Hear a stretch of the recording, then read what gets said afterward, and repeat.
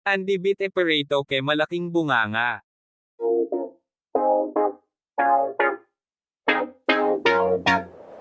Nag-react si Ann Curtis sa isang basher na nagsabing papansin daw ang big lips ng actress. Sa palagay daw niya, kailangan ng ipa-surgeon ng TV host actress ang kanyang malaking bunganga. Resback naman ni Ann, hindi ko kailangan ng surgeon or any doctor dahil I was born and blessed with these lips or bunganga as you say. Nasapul naman ang nasabing detractor kaya bigla nitong dinelete ang kanyang post. Nakakuha naman ng kakampi si Ann sa mga netizen sa banat na iyon sa kanya ng nasabing basher. May nanawagan pang I must report ang naturang detractor ni Ann sa social media. Ito ang kanilang mga komento. Trademark. We admire you just the way you are. You're a queen.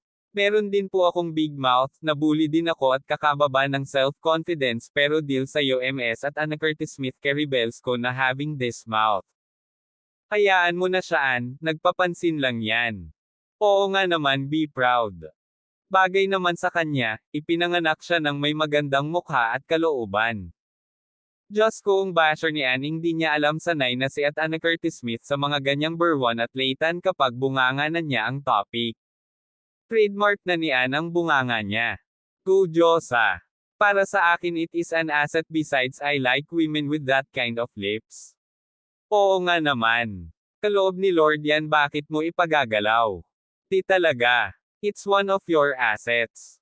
Yung iba nga nagpapa-surgery or fillers pa just to get that pouty full lips. Ganda kaya ng lips ni Ann.